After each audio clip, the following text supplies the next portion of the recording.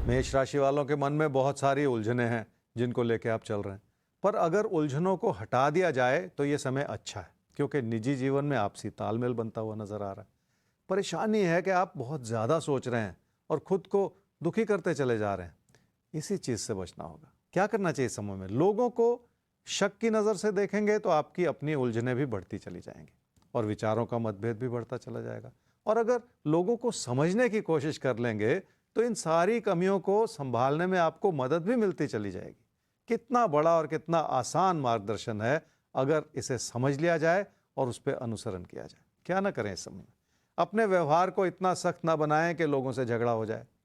आपकी आर्थिक स्थिति ठीक है, पर अपने पैसे को संभालने में आप कोई गलती ना कर जाएं, क्योंकि ऐसी गलती करने से आपके पैसे से जुड़े दबाव भी बढ़ते चले जाएंगे और वही इस समय ठीक नहीं। काम और कारोबार से जुड़े हालात को बेहतर तरीके से समझना होगा। कुछ समय पहले आप बहुत तेजी से आगे बढ़ रहे थे, फिर उस रफ्तार में कमी आ गई और अब उन कमियों को समझने का और संभालने का मौका मिलता चला जा रहा है। फिर से हालात संभलेंगे, फिर से आप अपने काम और कारोबार में तेजी से आगे बढ़ पाएंगे। वक्त हमें बहुत कुछ सिखाता है और ऐसे ही किसी समय में घबरा जाना ठीक नहीं। अपने पैसे को बहुत ध्यानपूर्वक संभालना होगा।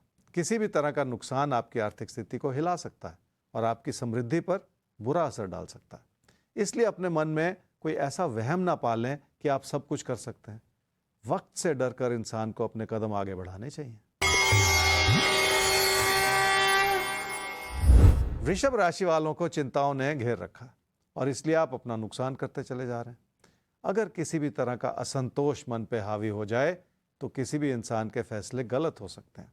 आपको भी इस समय बहुत सूझबूझ के साथ ही अपने कदम आगे बढ़ाने होंगे, पर सबसे पहले आपको अपने नुकसान से बचना होगा। क्या करना चाहिए इस समय में?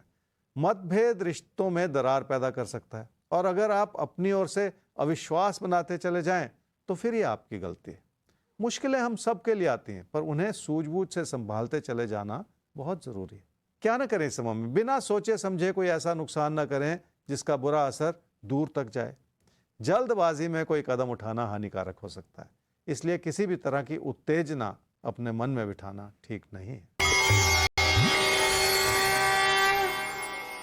अपने खर्चों को जरूरत से ज्यादा बढ़ा लेने से भी नुकसान हो जाता है और किसी भी कारोबार में नुकसान भरी स्थिति भी बनी हुई हो सकती है। तो कुल मिला के खर्चे और नुकसान को इस रूप से समझना होगा कि आप इस समय कितनी सूझबूझ बना पाते हैं। अपने मन में किसी भी तरह का असंतोष पैदा करके अपनी आर्थिक स्थिति में गलती करते चले जाना इस समय कम से कम ठीक नहीं होगा। तो आइए आगे बढ़ते हैं और रुख करते हैं एक बार फिर से सवाल का। और सवाल हमारे सामने आ रहा है जिनका, उनका नाम है रेणुका राणा, जिनका पेट नेम है रानू। और बहुत सुंदर सवाल आपने किया है। सवाल रखेंगे सबके सामने, लेकिन पहले डिटेल्स और कुंडली। 9/5/1978, 10:22 सुबह जन्म हुआ है दिल्ली में। आपको नमस्कार करती हैं और कहती हैं कि ज़िंदगी काफ़ी अच्छी कट रही है, लेकिन पिछले कुछ सालों बहुत परेशान रही। तलाक का केस चला और उस पूरे केस के दौरान बहुत मेंटल ट्रॉमा से गुजरी। अब वो समय बीत चुका है, ज़िंदगी में सुकून आ गया है, अपनी ज़िंदगी अपने तरीके से आगे बढ़ा रही हैं। चाहती हैं अब एक बच्चे को गोद लिया जाए और ज़िंदगी में संतान की कमी को पूरा किया जाए। तो क्या इस साल या अगले साल तक संतान को गोद लेने का कोई योग है? रेणुका जी, आपकी कुंडली है कर्क लगन की और वृषभ राशि की। आपकी महादशा इस समय चल रही है जी बृहस्पति की, और अंतर्दशा चल रही है राहु की अक्टूबर 2023 तक, और उसके बाद आपको शनि की महादशा मिलेगी अगले 19 वर्ष के लिए। 2 साल पहले आपका डाइवोर्स हो गया, आपने ये कहा, और अब जिंदगी बहुत सुकून से गुजर रही है और आप एक संतान गोद लेना चाह रही हैं। देखिए, 44 साल की आपकी आयु है और पहली बात जो कुंडली से उभर रही है कि अभी संतान को गोद लेने का समय आपकी कुंडली के हिसाब से बना हुआ नहीं। ये तो एक पहलू हुआ पूरी चर्चा का। दूसरा पहलू ये है जी कि हो सकता है 2024 में या 2026 में आपको कोई साथी मिल जाए और आप उस साथ को फिर ज़िंदगी में अपने लाना चाहें और ज़िंदगी फिर से खूबसूरत तरीके से आगे बढ़े। अब इसी बात को दूसरे पहलू से जोड़ते हैं कि संतान को गोद लेने का सुख या संतान प्राप्ति का सुख कब हो सकता है, तो 26 में हो सकता है, उस वक्त आपकी आयु होगी 48 वर्ष की। तो अब इसको थोड़ा सा प्रैक्टिकली समझिए कि 48 वर्ष की उम्र में अगर आप गोद लेना चाहेंगी बच्चे को, तो कब बच्चा बड़ा होगा और कब जाके सेटल होगा, तब तक आपकी उम्र क्या होगी, ये सारी चीज़ें रेणुका जी समझनी पड़ती हैं। फैसला करने से पहले इन पे मनन करना पड़ता है, तभी जाके फैसला करना चाहिए, जल्दबाजी में नहीं करना चाहिए। अभी तो कुंडली में संतान को गोद लेने का योग ही नहीं, पर अगर आप उस प्रक्रिया पे चलें तो उसमें भी कुछ वर्ष लग जाते हैं, कुछ गवर्नमेंट की रेगुलेशंस ऐसी हैं, तो उसमें भी समय लगेगा। तो ये भी एक बात आपको मन में रखनी पड़ेगी कि सिर्फ चाह लेने से कुछ नहीं होता। तो आगे बढ़ते हैं, एक बार फिर से चलते हैं भाग्य चक्र महाशय की शरण में और देखते हैं कि अब कौन सी राशि बची है जिस पर मेहरबान होने जा रहे हैं वो। तो आइए देखते हैं।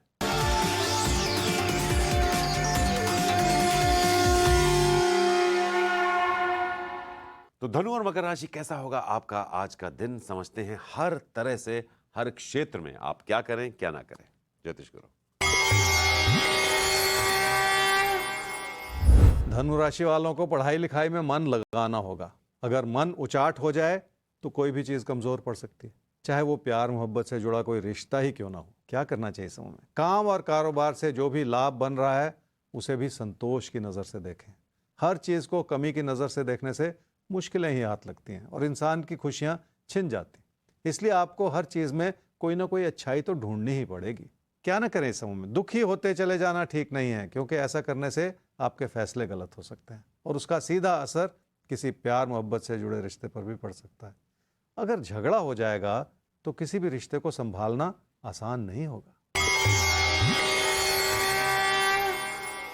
काम और कारोबार से जुड़ी पैसे की ज़रूरतें बढ़ सकती हैं और इस वजह से भी आर्थिक स्थिति पर दबाव बना रह सकता है, जिसके चलते आपके खर्चे और नुकसान की स्थिति भी बनी रहे। खर्चों का सीधा असर आपकी आर्थिक स्थिति पर पड़ता है, इसलिए अपने धन दौलत को संभालने की जरूरत है। अगर आप अपनी जरूरतों को अपनी आमदनी से पूरा करने की कोशिश करेंगे तो आपकी समृद्धि बनी रहेगी और इसी वजह से आपको पैसे के लेन देन में बहुत ज्यादा सतर्कता बरतनी होगी। मकर राशि वालों ने रिश्तों की अच्छाई को बनाने का अपनी ओर से बहुत सारा प्रयास किया है, पर किसी ना किसी वजह से आप खुद दुखी होते चले जा रहे हैं और यही ठीक नहीं है। अपने विचारों में थोड़ी सी विनम्रता ले आएं और लचक ले आएं, तभी जाके आप अपनी बढ़ती हुई भावुकता को संभाल पाएंगे। क्या करना चाहिए समय में, काम और कारोबार के प्रति अपनी लगन को बढ़ाना होगा, क्योंकि उसमें कमी नजर आ रही है और उस कमी का ये असर हो रहा है कि कामकाज में उस तरह की अच्छाई नहीं बन पा रही जितनी की होनी चाहिए। क्या ना करें इस समय में, कुछ नया सीखने की कोशिशों को कम ना करते चले जाएं, क्योंकि इस समय आप अपने काम को तभी बढ़ावा दे पाएंगे जब कुछ नया कर पाएंगे। अपने प्रदर्शन को भी बेहतर करना होगा ताकि आपकी ओर से किसी तरह की कमी ना आए। पढ़ाई लिखाई से जुड़े जो भी प्रयास हैं उसमें नियमितता बढ़ाई जा सकती है और पढ़ाई लिखाई के जो भी नतीजे मिल रहे हैं उन्हें बेहतर किया जा सकता है। थोड़ी सी कोशिश आपकी जिंदगी में भविष्य को बनाने के लिए आपकी भरपूर मदद कर सकती है। अपनी बेहतर होती हुई आर्थिक स्थिति की वजह से आपकी शख्सियत में निखार आ रहा है, पर ऐसी ही स्थिति खतरनाक भी होती है, क्योंकि कई बार इंसान का भरोसा इतना बढ़ जाता है कि वो इंसान को अहंकार तक पहुंचा देता है और इस समय ऐसा सोचना ठीक नहीं। और अब आपके सामने खुलने जा रहा है आज का भविष्य दर्पण।